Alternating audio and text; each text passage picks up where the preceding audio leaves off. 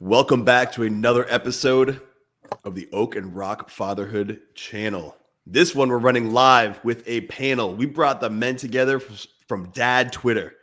The men that we were speaking about last live session, the ones that were in the chats, the ones that are out there every single day of every single week, talk about how they're improving their family, how they're improving themselves, and how they're being an example for the rest of their community to see what right looks like.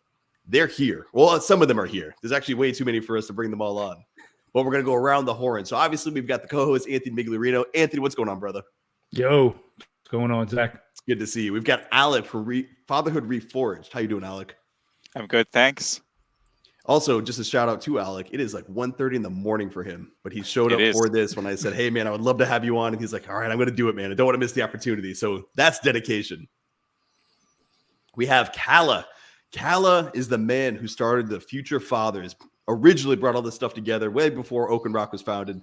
And he's the man who started talking fatherhood and saying, hey, guys, we all have a good message. Let's bring it together. So he's on here. So Cala, it's great to see you, brother. Absolutely.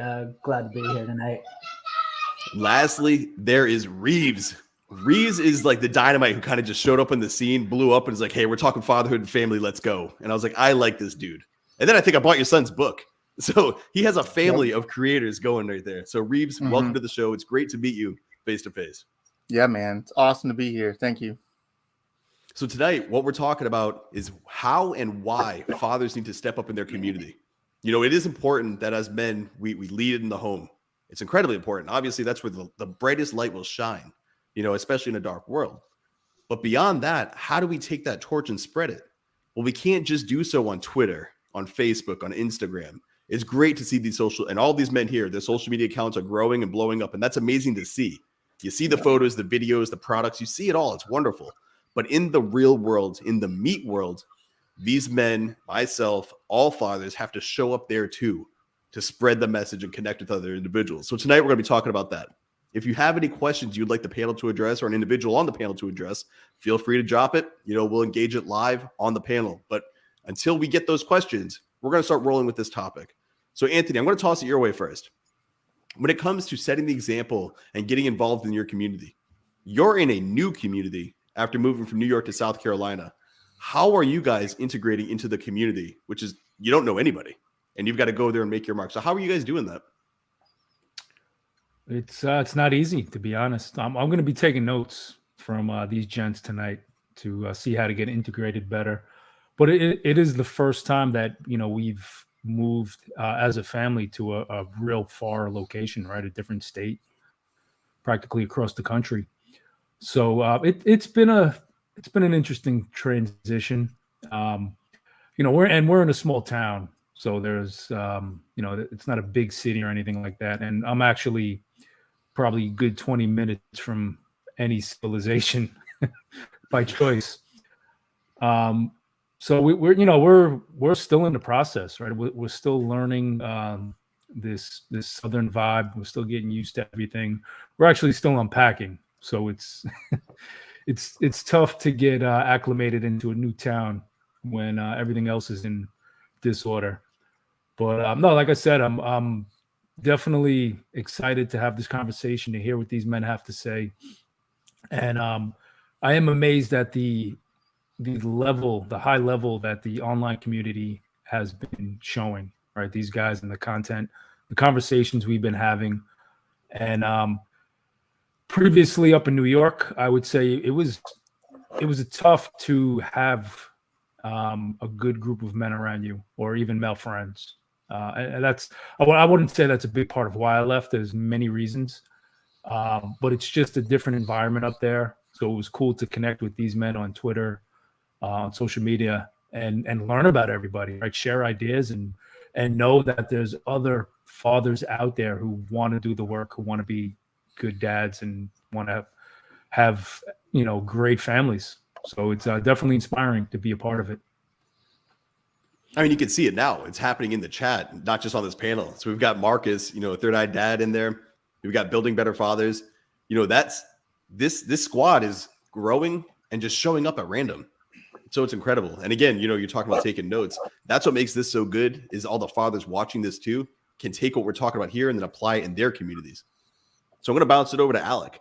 Alec, how are you finding ways to transcend just the, hey, I've got these thoughts in my head. I'm going to put them on my Twitter and I'm going to teach my kids this and my wife this. I'm going to do these great things. Well, what about the other kids? What about your kids' friends or the family or friends that you guys have? How are you impacting them? Yeah, okay.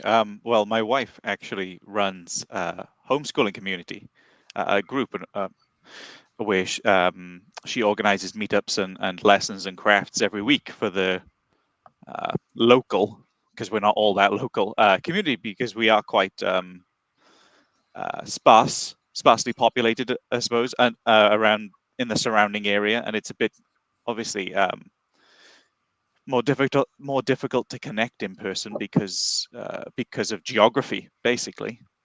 So my wife does that every week, so it provides a great opportunity then.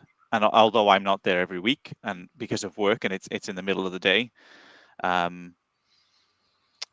whenever I do get the opportunity, I am there. I am putting on games for the kids, taking them through board games, and just my presence there brings a new lease of life to the community, because it is mostly mothers that are there, because mostly the fathers are in work and this happens in the middle of the day. So it's very helpful for us to get involved, and it's very easy for me to get involved because we have that sort of stepping stone where my wife runs the community group, and that extends. That starts in the home with us, with my wife, like helping my wife prep the crafts and the lessons and everything that gets taught there and everything that gets made there, and then bleeds then over into physically being there and helping the kids with the crafts, helping the kids with the lessons, and talking them through things, playing games with them, interacting with them. So it's quite an easy step in that sense for us, but quite a unique step because we are part of the wider homeschooling community. Now with homeschool growing, more Yeah. people finding their way to that, lifestyle of education, have you found a way to engage the fathers and sort of make them a part of this process? Because I know it's predominantly a female dominated thing. Like you said, your wife takes point on this and you help out where you can. Well, are you seeing any other fathers in this community leaning in to their group, or have you found a way to get them to lean in? Yeah, so you're right. There are few fathers involved in the community. There are a handful at our group, so that's great. And I have managed to reach out to some of those and bring them in, like especially when I attend the sessions myself, when I'm able to, it creates more of a precedent for other fathers, and I get to bring them in a bit more. It is a slow process because sometimes it's difficult for me to attend, and like like you said, we have that traditionally. It is female dominated, and it does happen in the middle of the day, so the fathers are at work. But the last time I had a couple of weeks off, I ran a couple of Dungeons and Dragons games for the kids, and a lot of the fathers attended then. So it's about putting on different types of activities as well. Ones that the father, I suppose, ones that are more engaging for the fathers on a different level than just crafts, I guess. Well, I mean, that makes perfect sense. Yeah. I don't want to sit down with popsicle sticks and some glue. Yeah. Like I'd much rather go and do something. I'd much rather go and, if there's a life skill I can learn or something like that, or a challenge or a competition, and I think that highlights something that we need to make very aware to those watching this. If you want fathers involved in the community, or if you're a father looking to get involved in the community, you need to have something to go do. You can't just say, well, I want to be involved. What does that mean, man? You want to go sit there and play with glitter? No. Then what does involved mean? And Reeves, you're actually a great example of this, because if you go to your Gumroad, you go to your profile and check out what you're putting out there, dude, you have something for everything. And your kid is doing things. So you're a family that does. You do things. So how are you setting that stage to where you're going to go out and not just say, I want to be involved and be what right looks like, but you go out and you do it. And then you bring others with you to get that done. Yeah, that's a really good question. So when I think about getting involved in the community, I think many people have too much of like a TV kind of mindset. Like if you're going to help in the community, you have to be at a food bank handing out food to homeless people, or you have to be like volunteering in those ways. And there's nothing wrong with doing that. I mean, that's a way to serve your community or to get involved with people. But I think anything that you do that's outside of your home is getting involved with the community, right? So when you see somebody that has a flat tire, instead of driving past, you stop and ask them if they need help, right? That's a way that you're helping and getting involved in the community. And that's a way that you're setting an example for your kids to follow, right? Even, just the other day, my neighbor couldn't get his toilet unplugged. So he called me. He's like, hey, you do things. Can you come over here and do this? Yes, Well, I can. so let me ask you, how did I he went know over that there you and I did helped things? him, Like, how did your neighbor know that? Because I'm active around the neighborhood, right? I walk around the neighborhood all the time. Like, I mean, almost all of my YouTube videos are me walking around the neighborhood. I have a garage door that I keep open because I work out in my garage on a regular basis. So like, I am like the face of my neighborhood. If anybody in the neighborhood knows anybody, it's me, because I'm always there. I'm always walking around. I know what's going on in the neighborhood. So I think the first step is kind of like conceptually thinking about serving the community as something more than just going out and like helping homeless people or whatever, but it's actually like getting involved with your neighbors who are around you, right?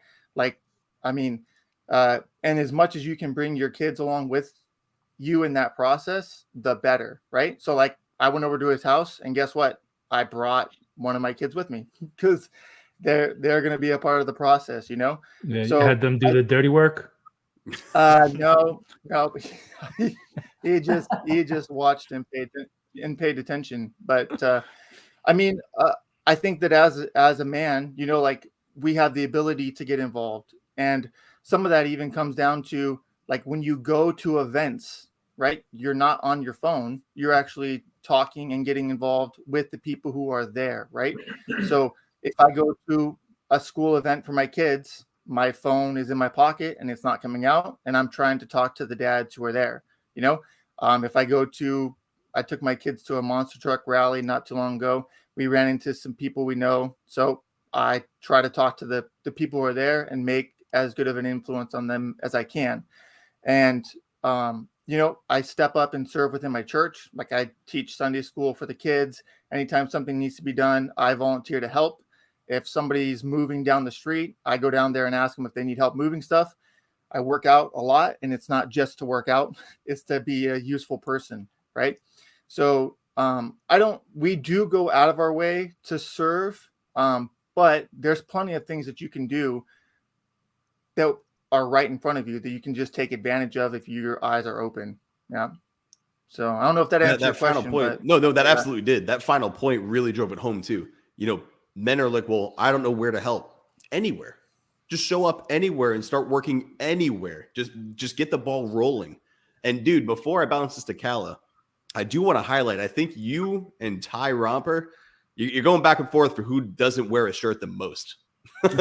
I'm watching your videos, dude. I'm like, this dude doesn't own a t-shirt. Like, you're always walking around and there's no shirt. I'm like, that's good. That sets a good example for those watching.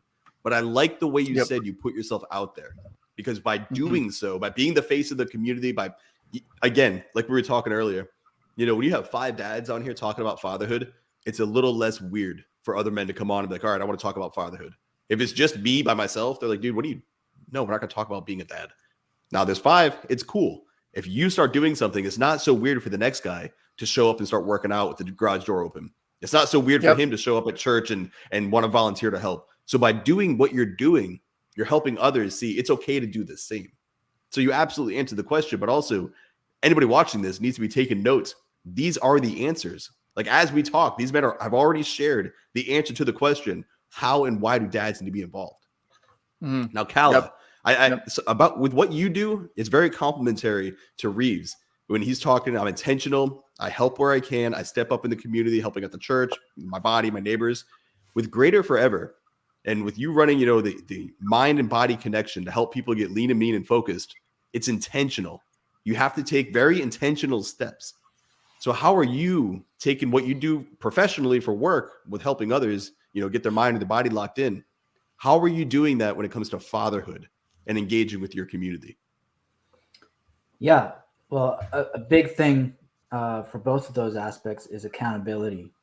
And in order to lead as a coach or in the online world, you have to apply or know how to apply that discipline and responsibility starting at the home.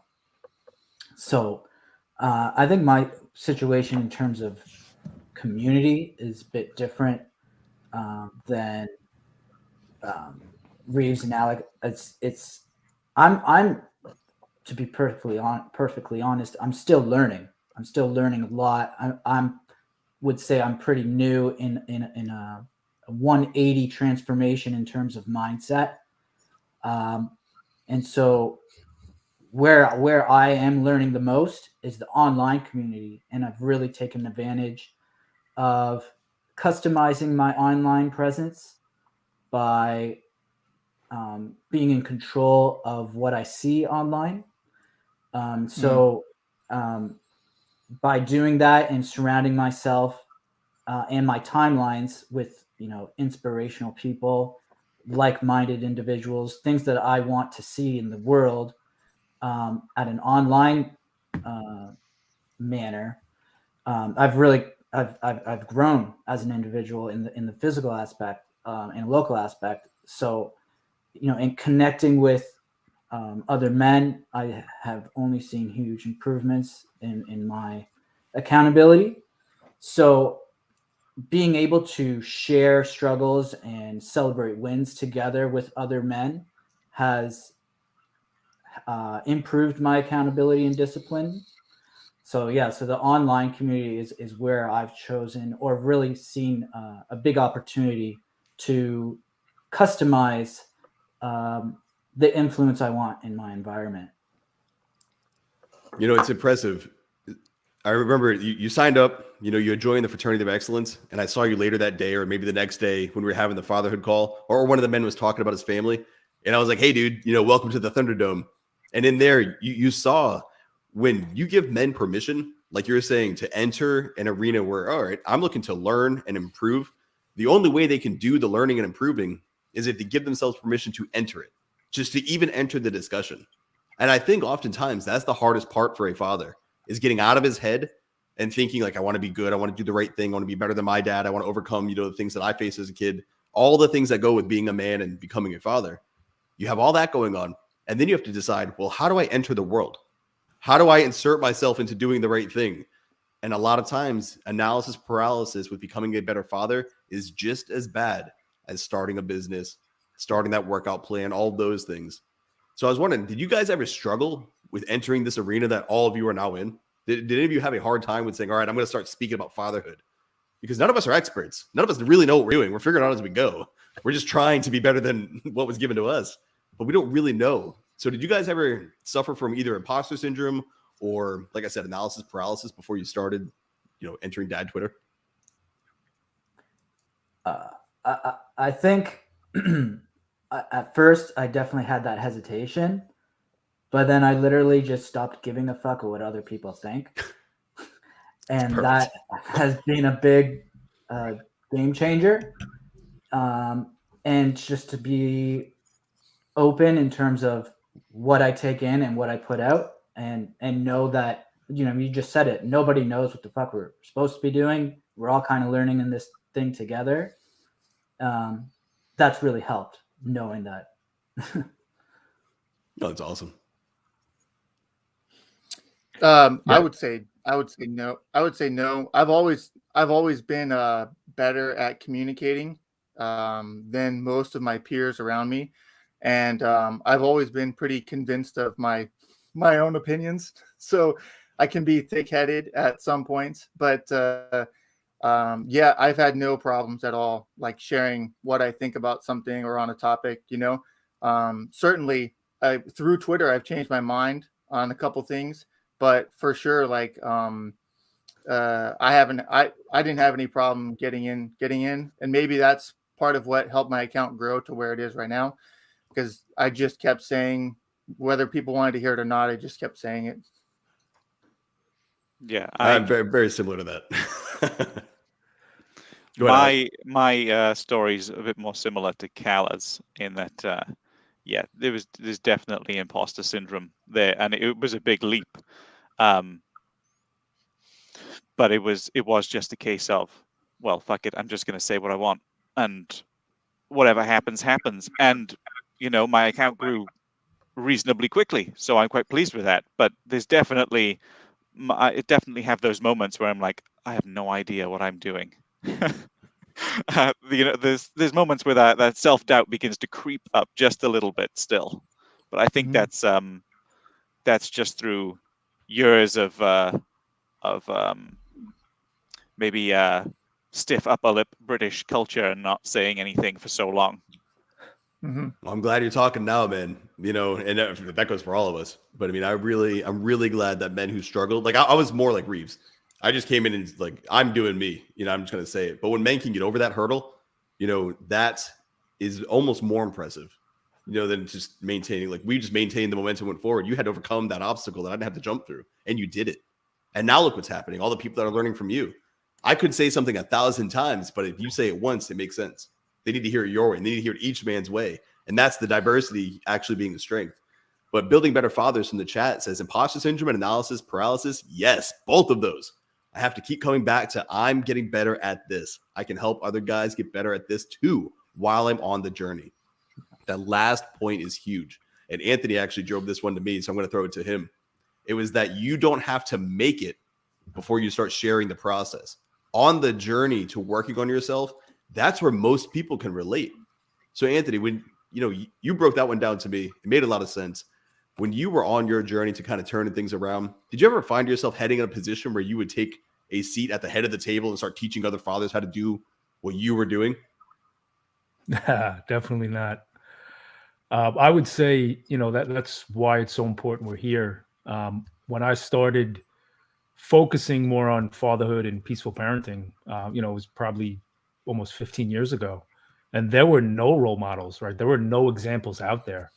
So I had to do a lot of this by myself. And I never even realized it would, work its way into being this community of other men saying, yeah, I want to be a good dad. I want to improve. I want to raise healthy kids. It just wasn't the conversation back then. And I don't want to seem like I'm the old dude here, but, my kids are older now. And when they were young, I was the outlier, right? I was the one dad saying, hey, how come why is nobody talking about this? Why are no fathers having these conversations? And, the topic is how to get fathers more involved in the community. And I really, after hearing everybody speak and getting some ideas going in my mind, I think one of the best things you can do for the community is to raise happy and healthy children. They're going to be the future community, right? They're going to be a part of it. Besides obviously our involvement and what we can do to help.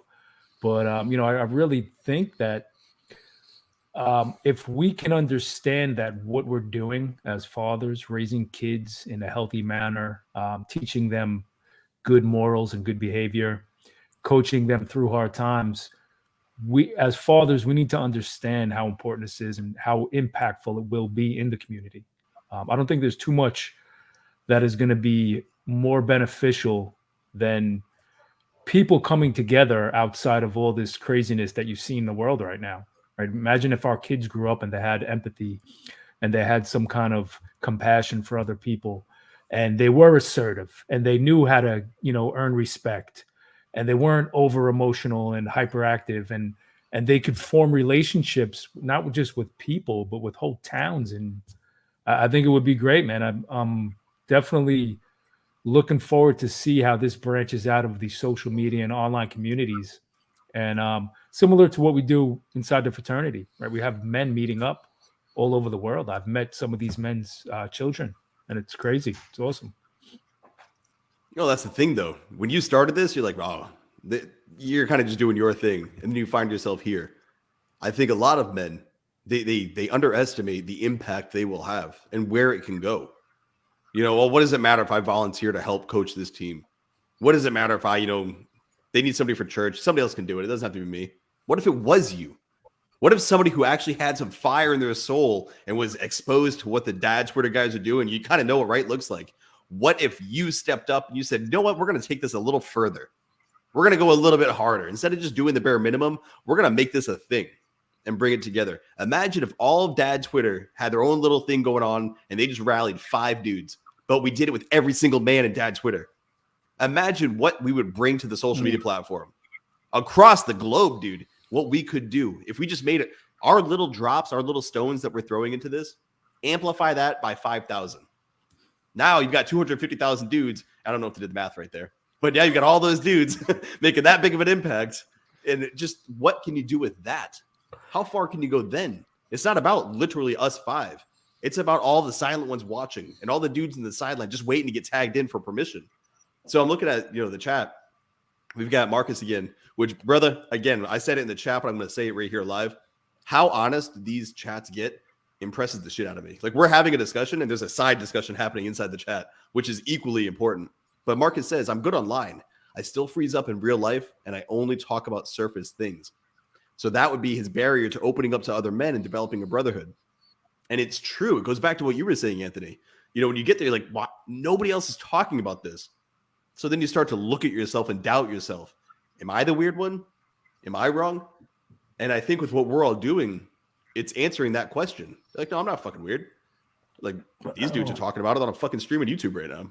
I go on Twitter every day and they're talking about something else. This dude's shirtless walking around. That dude's yelling at us with his New York accent. This guy, Cala, is bringing all these men together. And we're having these spaces with 70 dudes showing up to talk about fatherhood. Yeah, it's not fucking weird. Alec is coming from across the damn globe to talk to us right now. It's not weird, and these men coming together, it gives them that permission. But you have to have the courage to I was just going to say it. I was like, you have to be able to act. No, that's good, man. You have to act. We spend way too much time together. We're finishing each other, man. No, I'm not even going to say it. Hey. No, it's true. You need to have the courage to speak up, to fight for what you believe. And, we talk a lot about the problems, but we also want to focus on solutions.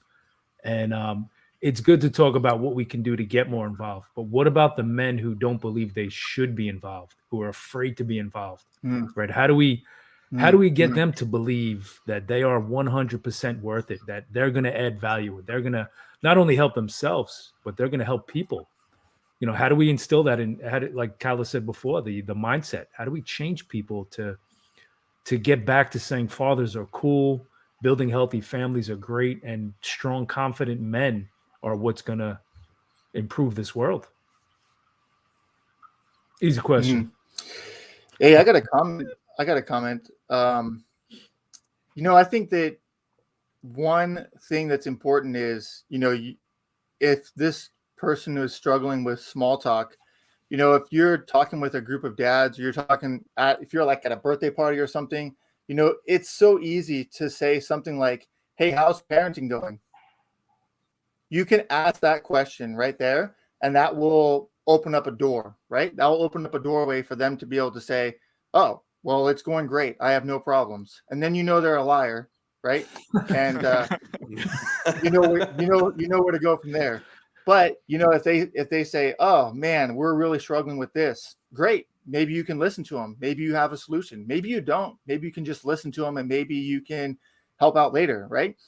But I think just a simple question like that is like, hey, how's it going with your daughter? Hey, how's it going with your son? You know what I mean? Or this is about fatherhood, but it could be, you could even say, hey, how are things going with you and your wife, right? That simple question is enough to open that doorway, So every morning I work out with one of my friends from high school. And when we've been working out for like 6 months now. When he first started coming over here, he wasn't really talking to me about his family. And then I just asked him, hey, his son, hey, how things going with your son? He's like, oh man, let me tell you, and like, we're there to work out. We're not there to like, chat like old women for a long time, But, that doorway opened, and now almost every time he comes, he is like, hey, what do you think about this? hey, what do you think about this? Or this is happening, you know? And so we'll talk sometimes while we're working out, and then we'll text and chat in between, and then he'll hit me up with new stuff just because I said, hey, how are things going with your son? So I think that, you know, instead of saying, man, what a great football game last night, if you care about football, I don't care about football, but if you do, instead of saying something like that, you can easily say, hey, how are things going with your kid? And maybe they won't tell you this time, but if you ask them again, maybe they'll tell you next time, right? You kind of open that doorway to get in there. Yeah, I think that's a great point. Just kind of normalizing these discussions. And, you know, because they're not common is what I think drives the hesitation for most men. It's what drove me. And now when I am bringing up these discussions at a local level, you know, it does freak out a lot of people of how personal and how deep it gets very quick. But the more that we are open and the more that we do continue the discussions, the less awkward it gets. So I think that is a great point of just normalizing at your own level first. Yeah, and I think that acknowledging that there's far more dads just on the precipice of that conversation than we actually realize. We you know, we think of it as Zach's been saying, almost a weird conversation, or it's a big leap for us to engage another father like that. But really, it probably only takes you a small nudge, like Reeves said, for that other father then to open up, because they are just on the edge themselves. But there's a lot of other fathers that are just standing on the edge and have that tiny bit of fear to just take a stick a toe over the edge and find out what's the other side and engage another dad. So if you just take a couple of baby steps, it might just be the solution. Yep. Well, yep, the conditioning is real. It's a real thing. The conditioning that's happened to men. You know, when you're told to sit down, shut up, and color, don't get active at your desk, don't be aggressive, don't be competitive, just sit down and be calm. You see these same boys growing up to men who, when there's youth sports going on or something like that where they want to be involved, it's like they kind of lean in, but they won't step in. They won't step in and go and say, I will do this. They're like, somebody please see me and call me in. I'll go in if you call me, but I can't do it myself. That's the permission you're giving them by removing the taboo nature. And, you know, to what Building Better Fathers said about normalizing fathers connecting and supporting each other, that's brotherhood. Dude, the connection and how fast, just the five of us, we literally did not know each other, but we started talking about one common thing. I want to be a better father. I want to be a better man. I want to bring better connection to the world and show an example of what right looks like. And now pick up phone. Hey, what's up, dude? You can immediately roll with them. All four of you, I could call and we could sit, or we're doing it right now live, have a discussion, and there's no awkwardness. There's no misunderstanding. I see you. I know where you're coming from. You see me. You know where I'm coming from. Let's meet in the middle and have a discussion how we can both improve. It's that easy. And these men, all we have to do is give them permission to enter the arena. And like you said, Alec, it's as simple as, hey, what's up, dude? How you doing today? And they might, like Cala said, they might roll in with something heavy. Hey, yeah, my daughter's, she said that she wants to kill herself. You have to be man enough to be like, okay, so what are we doing about that? Like, what's the next step? You just roll with it. Sometimes it's simple. Hey, my kid won't sleep. Oh, that's easy. Let's run him around more. You know, but sometimes it's not so easy, not so fun. What happens when they drop that? You have to be willing to roll, tumble, and turn. Yeah, man. All right, let's dive into it. It's not weird that you just brought that up. You've been holding on to that. For that to be the first thing you said to me, that's sitting and weighing heavily on your mind. You have no one to talk to about it. The gift that we are giving men by showing up, it's not just connecting them with their kids. It's allowing them to get that heavy shit off their chest, which allows them to, now they're lighter. Now they can roll. Now they can start making moves again. So I want to mention, it's a lot easier, I think, for me, because I'm not consumed by the media. And, you know, many people, the conversation is like, oh, let's talk about politics. What's going on with COVID today? Oh, what happened with Joe Biden this afternoon, right? Oh, or they're consumed with sports. So we're going to talk about that. Or they're consumed with Marvel shows or whatever. So it's like, oh, are you seeing the newest Marvel movie that's coming out? And honestly, I don't pay attention to any of that. None of it. It's all off. I don't watch any of it. And so for me, like, it's really easy because there's not too many more things that I'm going to talk to you about. So, if you are consumed with those things, it's probably very easy to get distracted and not come into that conversation about fatherhood or to something else that's more meaningful and valuable, So I think one thing that's important to remember for most people is if you're a parent, like you're struggling in some way, somehow, you don't know it all. You're having difficulties in some way and somehow, and you would probably benefit from getting some advice, And so, not that I have to give this person advice when I talk to him. I can talk to him and just hear him out, hear what's going on. But I think it's fair to say this isn't like sales. We are going in thinking, man, do these people need this product? Like, I'm trying to sell this person on this product. Like, no, you're just generally going in like, hey, what's up with this dude? How's your family doing? Right? Even if you've never met the person before, you can still be concerned about him as a father and his family with how that impacts his own life and the community. So I think some of that stuff plays a factor, like you're going to be talking about something that rarely are you just going to stand there and look at each other. Like it's going to be small talk of somehow, but if you instigate, you put that foot forward and you lead the conversation, it's going to go the way you want it to go. If you lead the conversation, it's going to go the way you want it to go. I'm not going to counter that point, but I'm going to offer another angle on that same point. And it actually plays well with what Marcus said. He said it's a taboo topic in a way. For the men I've tried those types of conversations with, it's been brushed off. Like it's not something we should talk about. I think I'm hanging with the wrong dudes. That last sentence highlights almost the entirety of the issue. I agree with Reeves. Hey, what about the Patriots? What about this? I'm like, no, we're talking about something else. I don't give a shit. Like, I'm going to talk about something else, or I'm not going to talk to you. It's that easy.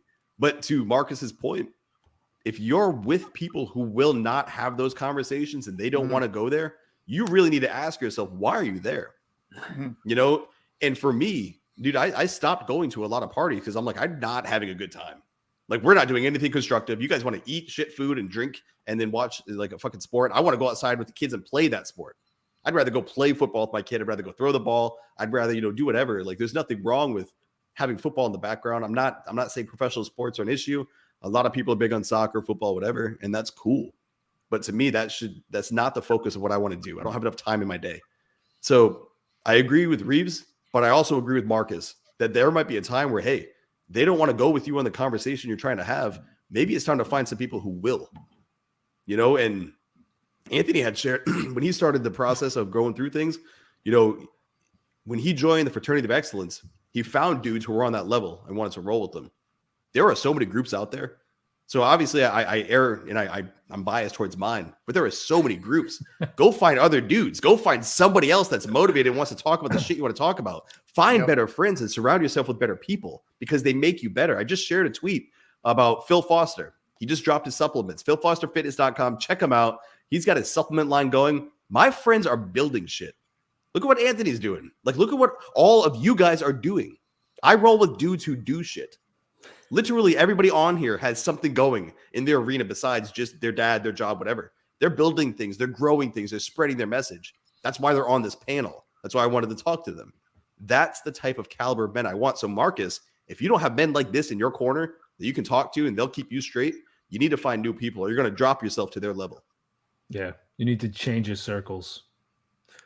And the transition is hard because to honestly look at yourself, you have to see, why am I hanging out with these people? Because maybe you're on their level still. So that's when the work needs to be done. That's when you need to start improving as a man, and not just your your physical conditioning, but your mental state. You need to start reading. You need to start studying. You need to start learning how to become better, right? How to benefit the most out of life. And I think that no matter what age you are, human beings, even men, contrary to popular belief, they want to be open and they want to be connected with other men.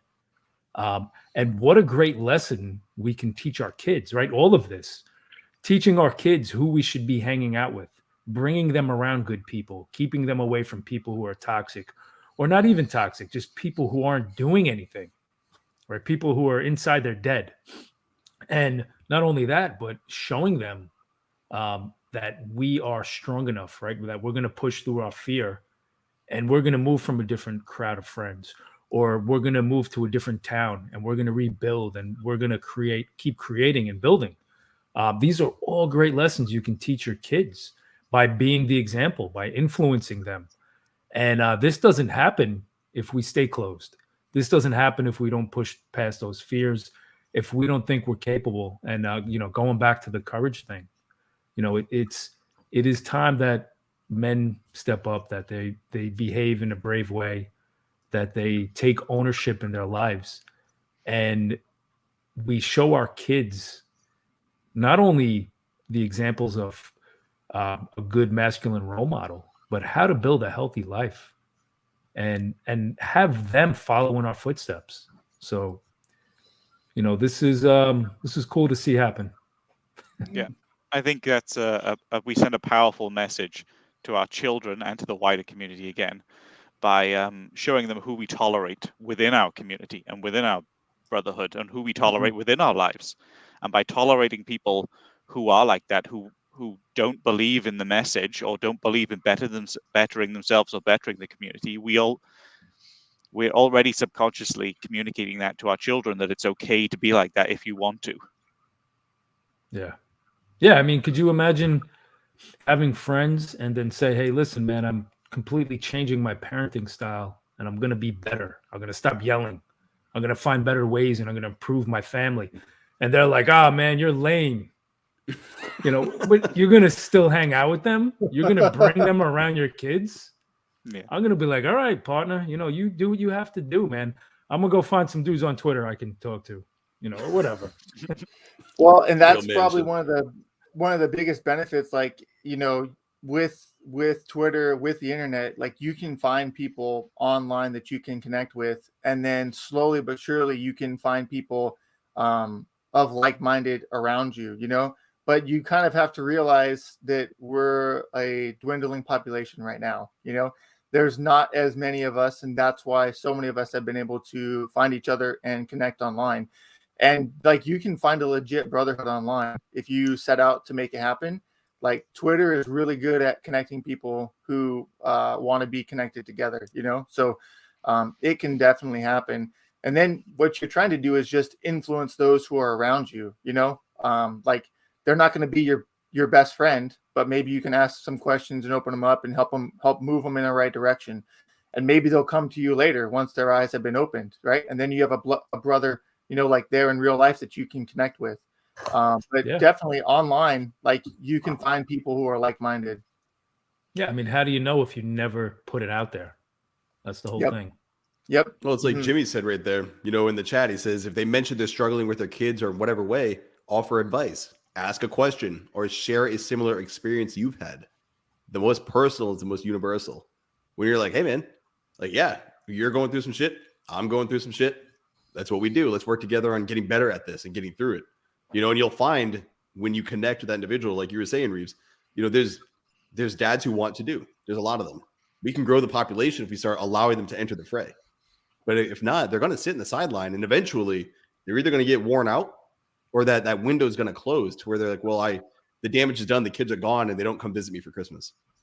Well, dude, I'm trying to help you here. Like, I'm trying to help you turn that back, and it's never too late, but the sooner the better. And if all it takes is stepping up, like my last 3 years in the military, I was on shore duty at a Marine command, and my sergeant major, his name was Sergeant Major Dagenhart, and he left me with this quote that I'll never forget. In the absence of orders, make a decision.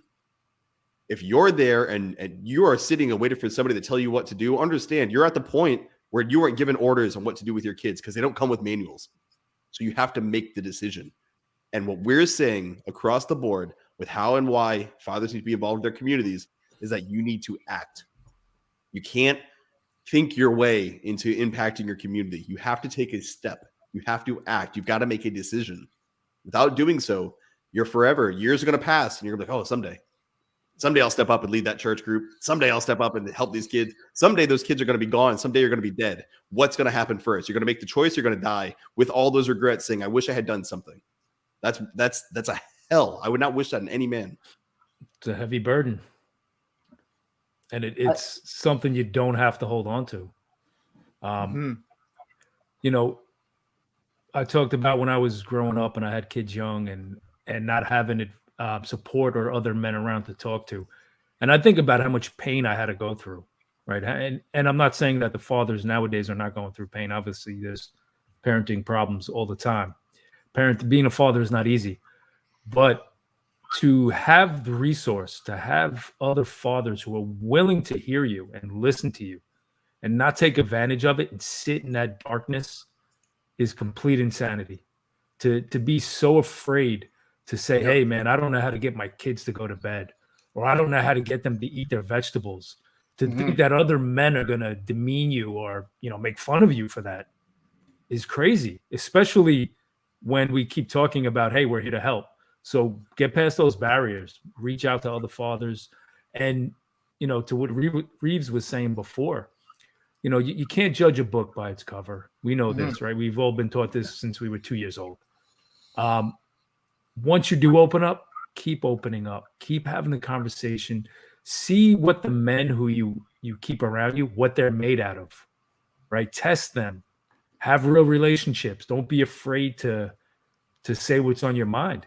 And I think you'll benefit greatly. I think also, if you can't find it, you can create it.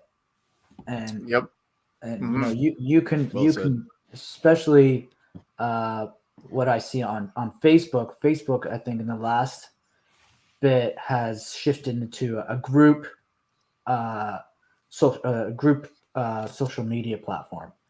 It's very big on groups lately, and if you can't find what you're looking for, you can create the environment that you want to influence. So that's another option, and you can apply that method at home too. I've recognized that, if you're not finding like happy moments, then as a man and the leader of your house, create those happy moments. Do something new. Not so you can, on an online perspective, if you can't find it, create it, and then apply that in the physical world, local level at your home. That definitely sounds like a hint to an Oak and Rock Fatherhood Facebook group. Yeah. For sure. So I just joined Cala's today. I got the invite. I was like, oh, hell yeah. And I was just talking to Anthony today about talking to Cala. So we'll be having that discussion, man. Let's do that. Yeah. Yes, sir. Hey, Well, we're closing in. Go ahead. Oh, I think that a big part of this even is like being willing to talk to people who you don't know, right? When you go to that birthday party, you're not on your phone. You're walking around and talking to other dads, meeting them, shaking their hand.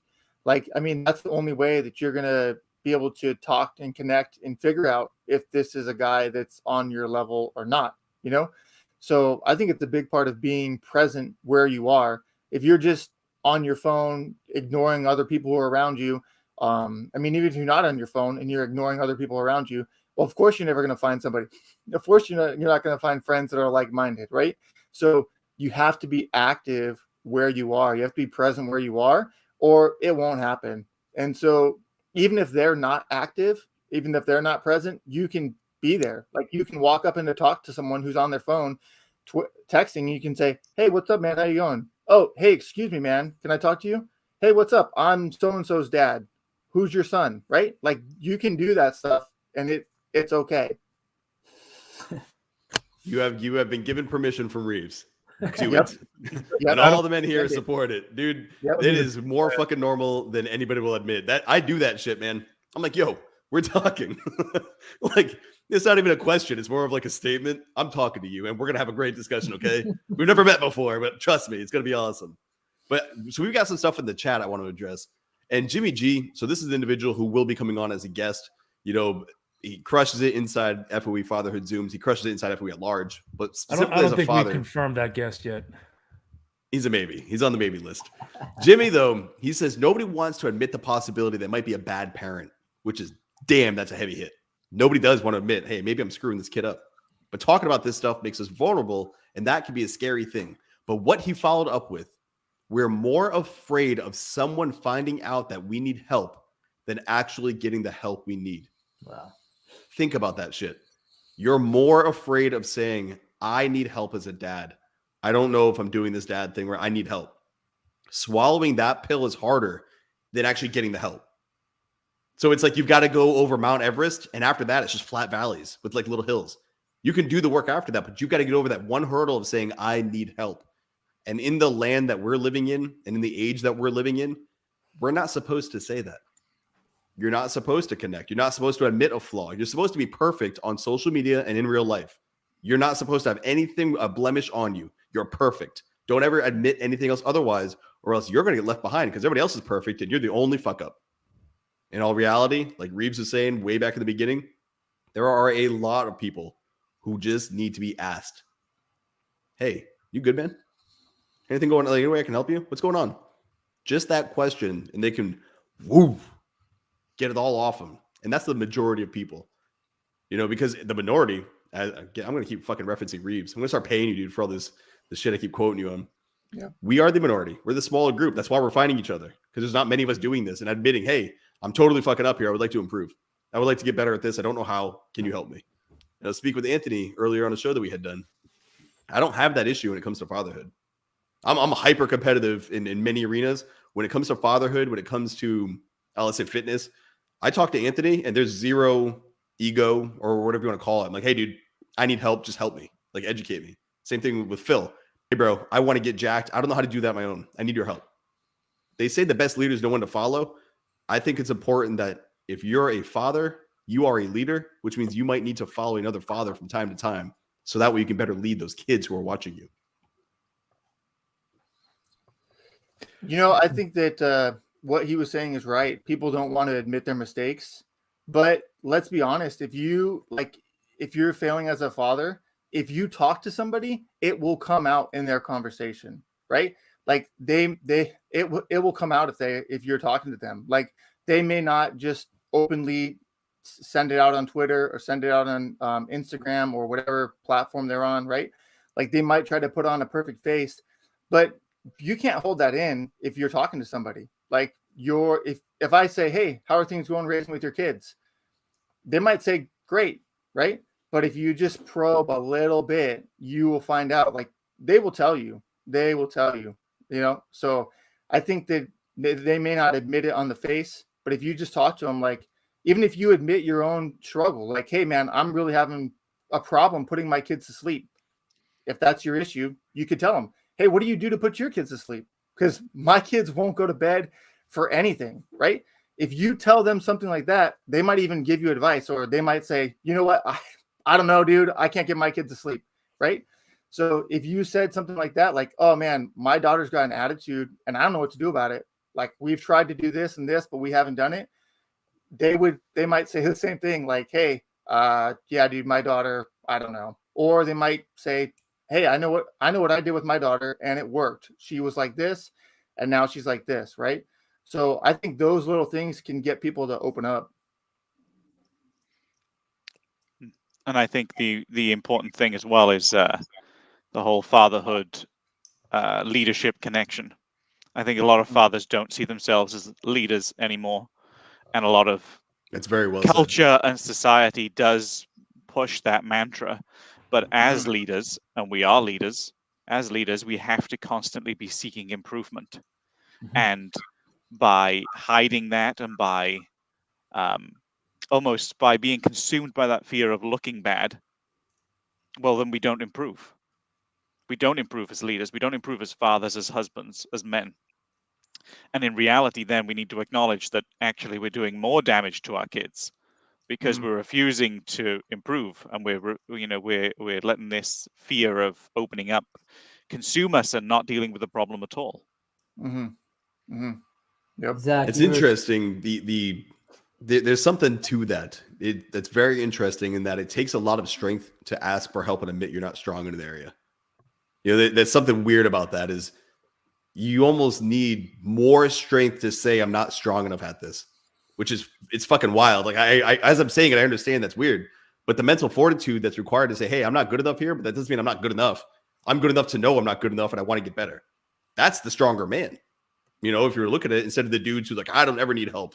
Yeah, dude, that's why you're a level 2 motherfucker. That's why you're 2G and the rest of us are 10G. We're working to improve our systems. We're upgrading our firmware and hardware. Like we're going higher and further, and you're just still sitting there, just telling yourself how great you are. What do you think is going to happen in the next 5 years to me? Because I've never admitted any weakness yet. Yeah, That's why Stay you just got to strong, upgrade dude. the internet, man. Stay strong. Never admit. I don't need better internet. You're right. You don't. You keep doing you. We all love you for who you are. Oh, man.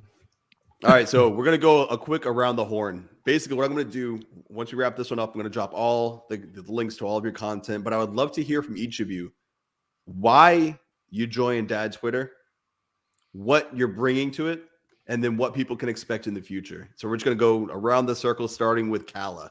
So Cala, what's in the future for you? And before we get to what's in the future, what keeps you speaking on this topic day after day, week after week? Why are you so focused on being a better father? Because I recognize that in order to be a better father, I have to be a better person first, a better individual, a better man. At the home, my wife and I been practicing peaceful parenting, and so I couldn't relate to or have these discussions with anyone at a local level.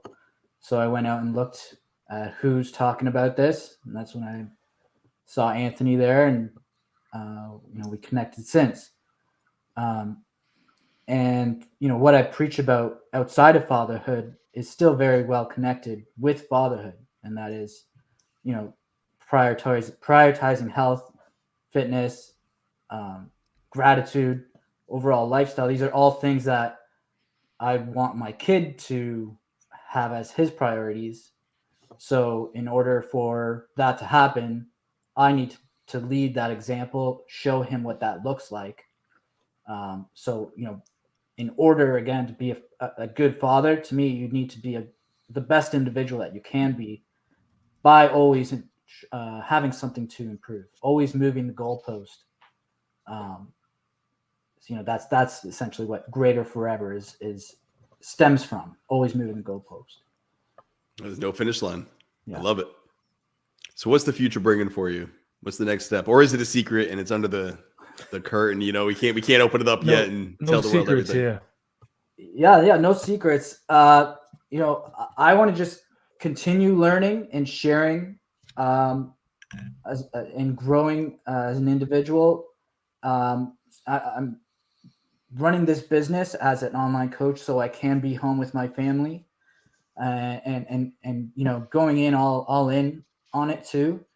So learning a lot about sales and the online business. But it's not really what I've learned. The biggest lesson from that is not really about sales. It's more about how I can help people. And when I put that at the forefront, everything kind of falls in place. So yeah, in terms of future, I'm just focusing step by step, day by day, trying to grow, spread the message. And on December 4th, we have a Future Fathers session, correct? Yes, sir. Yeah. All right. So December 4th, mark the calendars. We will be having a Twitter space led by Cala for Future Fathers, where we're talking fatherhood. Do we have a topic on that yet? Yeah. The topic is raising a family. And what I mean by that is growing with the family, not solely focusing on raising children, but you can learn a lot from your children. You can learn a lot from your family. So kind of opening the topic of raising kids to raising a family. I'll be there. I had never done Twitter spaces until I was invited by Cala, and now I love them. It's probably my favorite part of Twitter. It's just sitting and talking to people. It's wicked cool. Yeah. So Cala, thank you again for bringing me into that fray and into that world, man. And I'm very happy to have you on here, dude, because every time we speak, every time I see what you're doing, your voice is getting stronger. Your message is getting more refined and focused. And it's just really cool to see this thing grow with you. Like, it's really like, and I mean that. And I'm saying that shit live in front of everybody. Like, that's fucking cool, dude, to see this thing happening for you. Like, I'm really impressed. And again, I'm really appreciative for you bringing me onto what it is you're doing. Thank you, brother. Yes, sir. All right, Reeves, why do you keep talking about fatherhood? And where are you going with this? Sure. Yeah. So my mission is to make the world beautiful by making families beautiful. So I have 2 books out right now. 5 Marks of Beautiful Family Culture. The second book is another 5 Marks of Beautiful Family Culture. There's actually going to be 4 books in the series. It comes out to 20 Marks of a Beautiful Family Culture that somebody could read and be able to understand these principles and these marks, things like commitment, things like values, love, fun, seriousness, growth, habits, humility, mission. So my goal is to make the world beautiful by making families beautiful first.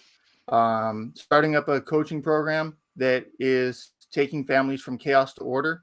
If you hop on my Twitter profile, you can see the header is chaos to order, helping families establish family values, establish family mission statements to take their family from, I mean, basically, I use the term chaos to order, but I mean, it's also really like taking them from an ugly family to a beautiful family. So implementing some of the marks that are written out in the books. So I keep banging the drum, so to speak, because it's the only thing that's going to make an actual change, right? I mean, we've seen a couple of the tweets before where it's like the government doesn't change the world, families do, or the family table is more important than the voting booth or something like that.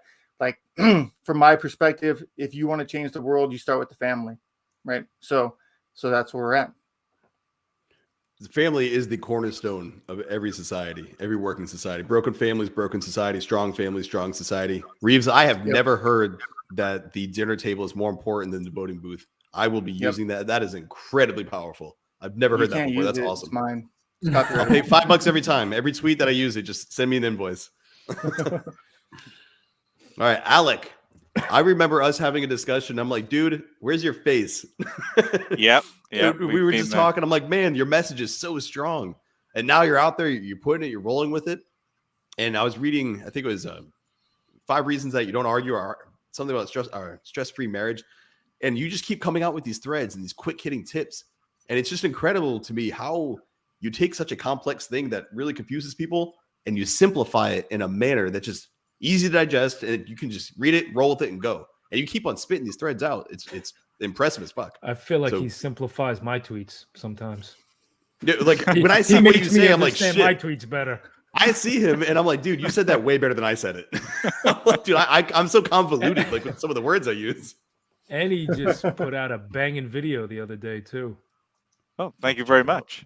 Yeah, man, so, Alec, cool. Why do you keep talking about fatherhood, and what can we expect to come from your profile and timeline and just the platform you're launching from?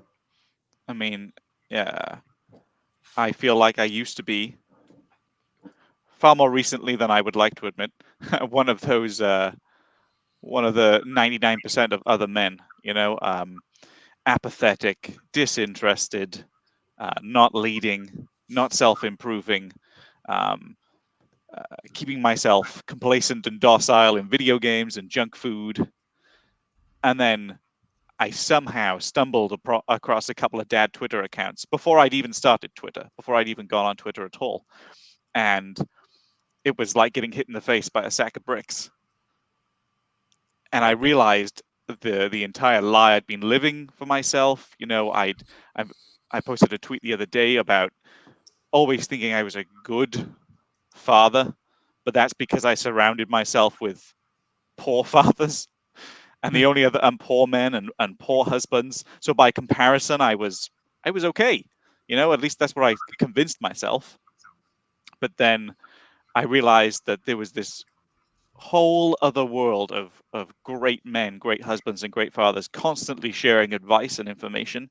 And I realized that there must be so many men still out there like me who are just living and on autopilot, basically, just going through their life on autopilot. And I feel like right now I'm playing catch up for the last almost 8 years of fatherhood, you know, almost just over 10 years of marriage. I'm playing catch up, trying to learn everything I should have learned, to improve to a decent standard. And that's a process that's ongoing right now. And I've met amazing men such as yourselves and many others on Twitter that are a tremendous help and inspiration. And I've got some ideas in the back of my mind, but I've only been on Twitter for about and learning this sort of thing for about 4.5 months. So I am, they're still on the back burner at the moment. There's seeds of ideas. Well, it's good. You keep throwing them to the ground and keep watering them. They're all going to pop up. I will say, and Reeves kind of threw it, where people couldn't see, but I'm going to bring it out there. Who you're becoming, the Alec, the version that you're bringing to the table, it keeps getting better, man. And again, similar to Cala, your voice, it's like each time we talk, each thread that you drop, it's just better than the last and better and better. And it's not beginner gains. It's not like, oh, you just turned yourself around. Like, dude, you're going into some deep discussions. And again, to me, your greatest skill or your talent, I guess, from my perspective, is how simple you make it. This is not difficult. You can peacefully and easily bring peace to your home. Like, very easily, can you just take the steps that'll put you where you need to go? And while some guys will come in and they give you 5 paragraphs to this, you're like, here's 2 sentences. You're like, oh shit, I get it. It's that easy. So good on you for taking that approach. And more importantly, good on you for showing up and continuing to show up. Even tonight, when I said, hey guys, I knew we're all in different time zones. It's 1:30, so I guess it's past 2:30 for you right now in the morning. That man get some sleep. So I was going to say, so this is you tired and in the middle of the night, and you're still dropping stuff like this. That's impressive, dude, because some dads are like, oh, I didn't get my 8 hours. I can't get out of bed and play with my kid. And you're like, bro, I had a 90-minute nap, and now I'm power talking with these dudes. Like, that's not fake, and I really want to highlight that because I think it's going to be missed on some viewers, exactly what you did to be here and to share your message. So I wanted to make sure everybody understands you showed up because it's that important. And that's why you're going to have success, because other men wouldn't have. It's not that important. I'm going to go down. You said, no, I want to talk about this. This is necessary. This is a part of my soul. I need to get it out there. That's why it works, man. It's going to keep working for you. And he drinks tea. He doesn't even drink coffee. No. Yeah, you're not even all the way up, man. You got to chew in some beans. Well, I think he declined at first, and then a few minutes later, he was like, hell yeah, man. Yeah, man. I was going to bring it up. It's fine. No, it's absolutely fine. I couldn't mess up the opportunity, to speak, to actually connect with the 4 of you on here, but and keep the message going and keep putting my story out there. Well, we're glad you showed up tonight. And I realized that was a terrible reason. No, make sure you rub it into Joe. Zone. Rub it into Joe Horton. Let him know, like, hey, I did it. Gilded dads, more like the tired dad. No, guys, hey, I appreciate your time. On behalf of Anthony and myself, thank you for dedicating the time to come on Oak and Rock. Anthony, you got any closing words for the good folk? Of course, I do. Now, first, I want to thank everybody for coming on. This has been great. This is what a testament to what we can do when we put our minds together, when we get good fathers to have conversations that are important to, not only are we influencing our kids, but we're influencing other fathers. We're influencing other men. And I think that's critical in this day and age. So I definitely want to thank you guys. And we appreciate your time. And like always, this has been a great episode. You guys take care. You too.